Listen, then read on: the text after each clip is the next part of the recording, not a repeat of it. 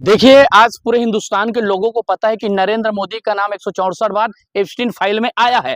आज उसके चलते नरेंद्र मोदी इतना मजबूर है, इतना गिर चुका है कि सारी उनके रिकॉर्ड जो है अमेरिका में डोनाल्ड ट्रंप के साथ पड़ी हुई है। दूसरी चीज, जो ईरानी व्यक्ति आए हैं, जो ईरानी मेहमान आए हैं, तो उन पर सेंट्रल गवर्नमेंट लिखित में था और सेंट्रल गवर्नमेंट ने उस व्यक्तियों के सहयोग और उसी व्यक्तियों के बुलाने पर इन्होंने सारी सेना की सुविधाएं जो है सुरक्षा करने का जिम्मेदार हिंदुस्तान की सेनाएं थी। लेकिन दुर्भाग्य की ये बात है कि आज हिंदुस्तान से लगे हुए बॉर्डर बांग्लादेश और हिंद महासागर में, हिंद महासागर हिंदुस्तान के एरिया में आता है, आज हिंद महासागर में ईरान के साथियों को अमेरिका का व्यक्ति आपसे बिना पूछे, बिना परमिशन ले आपके देश के बॉर्डर में कोई दूसरे देश का व्यक्ति कैसे आ सकता है? भैया बताओ तो, किसके परमिशन से आए? तो आज अमेरिका का सेना जो है ईरान से आए मेहमानों को हिंदुस्तान में, मोदी जी तो अमेरिका और डोनाल्ड ट्रंप के सच्चे मित्र हैं। सच्चे मित्र तो हैं, इसमें कोई दो मत नहीं है, तभी तो मित्रता निभा रहे हैं। एक तरफ बुलाकर मेहमान नवाजी करने वाले, जिनको बुलाकर सुरक्षा देने का आश्वासन दिया था, आज ईरान से आए लोगों को मार गिराया है, जिनका सुरक्षा जो है वहां पर श्रीलंका कर रहा है। और क्या देश में क्या हो रहा है? इजराइल का साथ दे रहे हैं, कहीं ना आप कह रहे हैं जो मोदी जी भी इजराइल का साथ दे रहे हैं। शायद उनको याद नहीं है इतिहास, और इतिहास यही कहता है कि जब मनमोहन सिंह की सरकार थी और राजीव गांधी जी की सरकार थी, इंदिरा गांधी जी की सरकार थी, उस समय से पहले से लेकर ईरान और हिंदुस्तान के बीच एक मधुर संबंध रहा है। 60,000 करोड़ रुपया का बैलेंस आज हिंदुस्तान में उनका है, ईरान का। और जब जम्मू और कश्मीर की मामला आई और पाकिस्तान की मामला आई, तो ईरान जो है पाकिस्तान का साथ ना देकर हिंदुस्तान के लिए जम्मू कश्मीर के विषय में बोला और वहां पर हमारा साथ दिया। तो ईरान के साथ हिंदुस्तान का संबंध हमेशा मधुर रहा है। लेकिन आज ईरान के लोगों को, ईरान के जनता को धोखा देने का काम देश का प्रधानमंत्री कर रहा है, और चोरी छुपे वहां से आए बेचारे लोगों को, मेहमानों को अमेरिका से सेना बुलाकर उनको हिंदुस्तान के बॉर्डर में, हिंद महासागर में मरवाने का काम कर रहा है। लेकिन इस घटना को लेकर के या इस वॉर को लेकर के तो एक दूसरा पहलू भी है, जो ईरान में कहीं ना कहीं जो है सरिया कानून लगाया जा रहा था, महिलाओं को प्रताड़ित किया जा रहा था, महिलाओं को आज़ादी नहीं मिल पा रही थी, वो अपने घर से बाहर नहीं निकल पा रहे थे। यही सब देख करके अमेरिका और इजराइल ने कार्रवाई की है। देखिए, ये वहां की देश की एक नीति तय करती है। जैसे आज हम हिंदुस्तान में हैं, नरेंद्र मोदी की गलत चीजों का हम विरोध करते हैं, लेकिन अगर किसी कारणवश अमेरिका को आज भारत सपोर्ट कर रहा है, तो इसका कारण यह है कि आप गलत नीतियों का, अब जो देश गलत कर रहे हैं उनका भी आप खुलकर सपोर्ट कर रहे हैं, है ना? तो आज वहां पर की महिलाएं ने, आप लाखों करोड़ देखो, ईरान में मरा है खेमनोई, लेकिन आज हिंदुस्तान के लोग रो रहे हैं क्योंकि उनका व्यवहार, उनका मधुर संबंध जो हमेशा भारत के साथ रहा है। तो इन वॉर से या मतलब इस बीच की घड़ी में आपने, मोदी जी ईरान का साथ नहीं दे रहे हैं, इजराइल से वो जैसे टूर से वापस आए, हमला हो जा रहा है, एक हफ्ता पहले इस हमले की साजिश रची जा रही थी, तो क्या है नरेंद्र मोदी जी या भारत जो देश है वो ईरान का साथ न देकर इजराइल का साथ दे रहे हैं?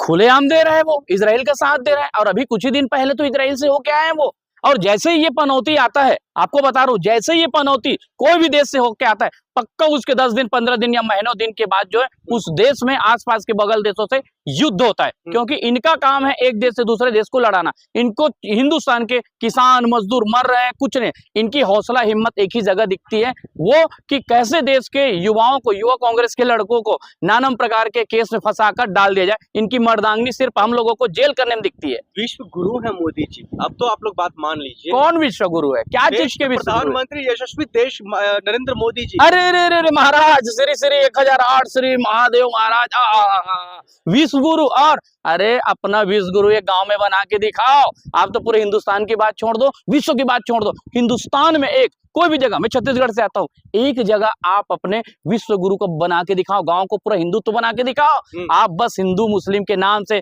जाति के नाम से, धर्म के नाम से लोगों में झगड़ा करवाते हैं, क्योंकि आपकी मर्दांगनी 56 इंच का सीना उसी में है, और दूसरी चीज में तो है ही नहीं। देखिए, ये आज चौंकाने वाली न्यूज पूरे इंडिया में फैल रही है, क्योंकि हिंदुस्तान की राजनीति में बिहार की राजनीति भी एक महत्वपूर्ण रही है शुरू से। दूसरी चीज रही बात नीतीश की, तो आज हिंदुस्तान के व्यक्ति नीतीश कुमार को एक और नाम से जानता है, जिनका नाम है पलटू राम। और ये व्यक्ति आज राज्यसभा की इनको सीटें मिल रही है, तो ये मुख्यमंत्री पद से इस्तीफा दे दिए।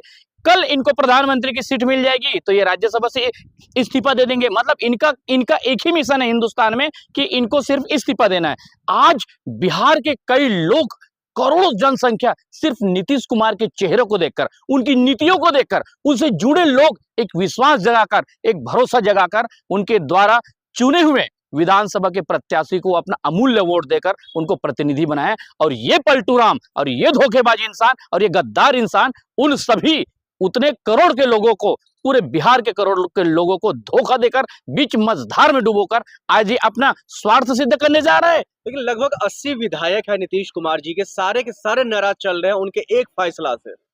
भाई साहब, ये तो एक नॉर्मल आंकड़ा है। 80 विधायक बोलते हैं आप, 120 विधायक उनसे नाराज चल रहे हैं।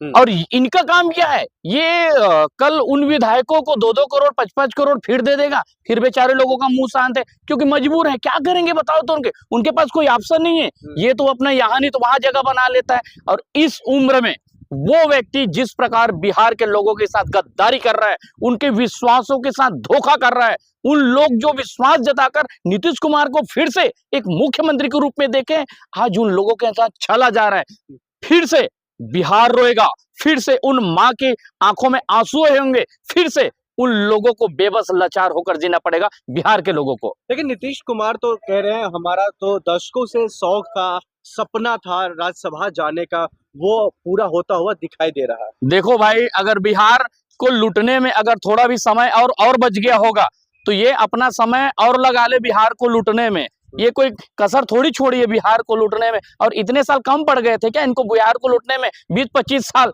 जो अब राज्यसभा जाकर वहां से लूटेंगे। अरे कितना बेवकूफ बनाओगे लोगों को, कितना बेवकूफ बनाओगे लोगों को। अरे पलटू राम चाचा जी, ये हिंदुस्तान के हर एक आदमी देख रहा है कि आप राजनीति अपने स्वार्थवश करते हैं, ना कि बिहार के मजदूर के लिए, किसानों के लिए, महिलाओं के लिए, छात्राओं के लिए। पुलिस में भर्ती नहीं हो रहे, बेचारे भर्ती के लिए दर भटक रहे, उनके ऊपर आप डंडे चला रहे हैं, उनको दौड़ा दौड़ा कर मार रहे हैं। महिलाओं के साथ सरेआम आपके लड़के का नाम आ रहा है। पता है शोषण में आप अपने लड़के के लिए क्या करेंगे? अच्छा, आपके बिहार में 2 कानून तो है, सबको पता है, एक गरीब मजदूर किसान छात्र के लिए और एक बाप बड़े वीवीआईपी विधायक सांसद उनके लड़कों के लिए। आपके लड़के, आपके परिवार का व्यक्ति, आपका सांसद, आपका विधायक किसी भी का बलात्कार करे, चाहे हत्या करे, चाहे मर्डर करे, चाहे लाखों करोड़ों रुपए के उनके ऊपर करप्टर है, वो बिल्कुल प्योर दूध की तरह धुल कर निकल रहा है। लेकिन बिना गलती के आज एक आदिवासी की बेटी के साथ वहां पर शोषण हुई है, अनुसूचित जनजाति, जाति पिछड़ा वर्ग के लोगों के साथ वहां पर शोषण हो रही है। वहां पर आप एक शब्द बोल नहीं पा रहे, बल्कि आप अपने बच्चे को, आप अपने लड़के को बचा रहे हैं। इसके पीछे का वजह क्या होगा? आखिरकार नीतीश कुमार जी इतने मजबूर क्यों हो गए बीजेपी के सामने? देखो, बीजेपी के सामने नीतीश कुमार जी की मजबूरी ये है कि पूरे हिंदुस्तान को एक व्यक्ति चला रहे हैं जिनका नाम है तड़ीपार, आप सभी जानते हैं, अमित शाह। अमित शाह क्या करता है? वो किंग मेकर है, वो जो जिस तरफ घुमाता है चक्री उस तरफ घूमता है। और इसके पीछे ये है कि ये तत्काल राज्यसभा बनेगा और दूसरे व्यक्ति को मुख्यमंत्री की जगह दी जाएगी। और इनको क्या है? धोखा देने की आदि है। ये धोखा देके वहां से निकल गए हैं और बीजेपी को इनसे वॉक ओवर मिल गई। लेकिन मैं तो चाहता हूं काका, इसमें अगर आपका मन भरा नहीं होगा तो मैं खुले मन से आपको चैलेंज करता हूं, इतना अगर आपको बनने का ही शौक है, आपके साथ भाजपा ने धोखाधड़ी की है, गद्दारी की है, तो आप एक काम कीजिए, आप कांग्रेस में आ जाइए सम्मान पूर्वक, और अपना पूरा जितने भी सांसद लोग हैं उनको कांग्रेस में समर्थन दिलवाइए और सरकार कांग्रेस की बनवाइए। क्योंकि आपको पलटने की आदि है तो आप सही जगह आइए जहां पर आपका मान सम्मान बना रहे, जहां आपका काम बने, जहां 4 लोग आप जीवन भर पाप किए हैं तो लोग आपको देखें कि कहीं तो अच्छा काम किया। उसी तरफ तेजस्वी यादव को लेकर के भी कहा जा रहा है जो उनसे मुलाकात कर सकते हैं अगर हो सकता है तो क्या लग रहा है? अब तो वो राज्यसभा के लिए नामांकन भी कर चुके हैं, कोई फायदा, कोई निष्कर्ष दिख रहा है बिहार वासियों को? लग रहा है बिहार के आम जनता का क्या गुनाह है? देखो, ये राजनीतिक दल के नेता है तेजस्वी यादव जी, और जिस प्रकार वहां पर बिहार में एक माहौल बना हुआ है, एक माहौल छिड़ा हुआ है, और इसमें आम जनता कर क्या सके? आपका काम था वोट देना भैया, आप कमाने खाने निकल गए। बिहार के आज तो 70 से 80% युवा अपने भविष्य और जिंदगी से अंधकार में लड़ रहे हैं। कुछ ही % हैं जो शिक्षित हैं, पढ़े लिखे हैं और वो अपनी नौकरी फिक्स कर चुके हैं। लेकिन आज 70% युवाओं को धोखा देकर पलटू राम जो है पलट चुके हैं। रही बात नीतीश कुमार जी की, तो हम भी सुन रहे हैं कि नीतीश कुमार जी के साथ नीतीश कुमार जी जो है अपना तेजस्वी यादव जी के साथ मुलाकात कर रहे हैं, है ना? अब इन दोनों के बीच क्या बात होती है, क्या चर्चा चर्चा होती, कुछ टाइम बाद पता चला। नामांकन के बीच में अमित शाह जी के साथ जाना इनका क्या दर्शाता है नीतीश कुमार जी को? नीतीश कुमार जी का एक ही चीज दर्शाता है, मैं आपको बताया ना कि आज इनको राज्यसभा सीट चाहिए तो ये तत्काल मुख्यमंत्री पद से इस्तीफा दे दिए। कल इनको धोखे से ये बोल दे कि आपको देश का गृह मंत्री बनाया जाता है, तत्काल ये राज्यसभा अपने सदस्य बन भी जाएगा, उसको इस्तीफा दे सकता है। तो इनका कोई वजूद नहीं है। इस नीतीश कुमार का जमीर मर चुका है, ये मुख्यमंत्री के लायक नहीं बचे हैं। इन्होंने सिर्फ और सिर्फ बिहार के आम जनता को धोखा देने का काम किया है। लेकिन वो तो कह रहे जो हमने बिहार वासियों के दशकों तक सेवा किया, अब मुझे मौका मिल रहा है राज्यसभा में जाने का, हम राज्यसभा में जाकर और बेहतर तरीके से सेवा करेंगे। देखिए भाई, छोटी मुंह बड़ी बात हो जाएगी। मैं विधानसभा चुनाव में बिहार के मधुबनी जिले के बेनीपट्टी में गया था। मैं कम से कम 20 वीडियो ऐसे बनाया हूं जिसके घर में आज भी सर के ऊपर छाया नहीं है, जिसके घर में आज भी 3 टाइम कपड़े की तो दूर के बाद खाना नसीब नहीं है। आज भी बच्चे सड़क में ऐसी नंगे भूखे चल रहे हैं, नालियां नहीं बनी है, वहीं पर खा रहे हैं, वहीं पर कूड़ा कर, मतलब आज आम नरक की जिंदगी। आज बेनीपट्टी विधानसभा में, जिला मधुबनी में मैंने देखा, मैं उस विधानसभा चुनाव में गया, तो ये झूठे बोलते हैं। 100 साल की सेवा की बात करते हैं, दशकों की बात करते हैं। लेकिन ये तो सच्चाई है ना योगेश जी, मुख्यमंत्री नीतीश कुमार जी के रहते हुए बिहार वासियों को फायदा हुआ, उन्नति हुआ, जंगल राज खत्म हुआ, गुंडागर्दी कम हुई। अच्छा, तो ये न्यूज वाले बोल रहे हैं गुंडागर्दी खत्म हुआ है? अभी उनके लड़के का नाम आया है हॉस्टल के बाहर में, हॉस्टल के अंदर घुसकर महिलाओं से गैंग रेप हुआ है, लड़कियों को रोज छेड़े जा रहे हैं। होली में कितने मर्डर हुए बिहार में पता है आपको?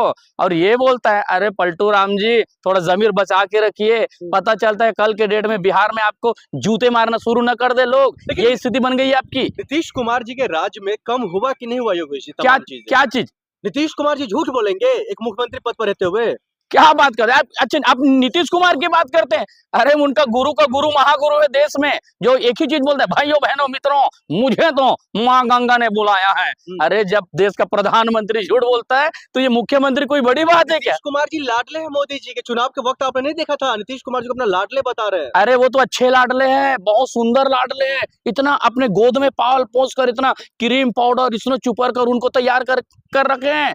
अरे भैया, बेचारी बहनों को, माताओं को, बेटियों को 10-10 हजार रुपया रिश्वत के रूप में उनकी वोट खरीद ले गए, वोट चोरी करके बनता है। ये लाडले हैं, ये सिर्फ नरेंद्र मोदी के लाडले हैं, बिहार के नहीं। आप नहीं चाहते हैं जो बिहार की महिलाएं या बिहार की बच्चियां सशक्त हो, मजबूत हो, अपने पांव पे खड़ा हो, अपने बिजनेस कुछ करे? उसी के लिए तो 10,000 रुपया दिया गया था। अच्छा, तो ये 10,000 रुपया सिर्फ चुनाव के समय देना बनता है क्या? ये बताइए आप, 10,000 रुपये में किसका परिवार चलता है? अगर चलाना है तो वहां फ्री में शिक्षा की व्यवस्था कीजिए, रोटी रोजगार की व्यवस्था कीजिए। चलाना है तो आपको उनके घर को 10,000 रुपये में कितना महीना चलता है? किसी का परिवार चलता है 1 महीने का। आज यहाँ पति पत्नी काम कर रहे हैं, पति एसपी है, पत्नी कलेक्टर है, फिर भी उनका घर का परिवार नहीं चल रहा है। और आप तो रही बात बिहार की, अरे बिहार में लोगों के पास खाने के लिए भोजन नहीं है। नीतीश कुमार जी का मुख्यमंत्री पद से हटना बिहार वासियों को कितना बड़ा झटका? कोई झटका नहीं है, लोगों को खुशी मिल रहा है कि इनसे अब आने वाले समय में एक अच्छा व्यक्ति हो सकता है, बन जाए उनके जगह पर है। और वो तो बिहार की बदनसीबी है, लोग समझ नहीं पाए और लोग वोट भी दिए हैं। तो कोई जगह ईवीएम में घोटाला करके आज तेजस्वी यादव बनते तो लालू जी की शासनकाल को सुभान अल्लाह, क्या शासन था, क्या चलाए उन्होंने, क्या मोहब्बत वाली बात है। तो तेजस्वी जी आज होते तो क्या अलग जलवा होता।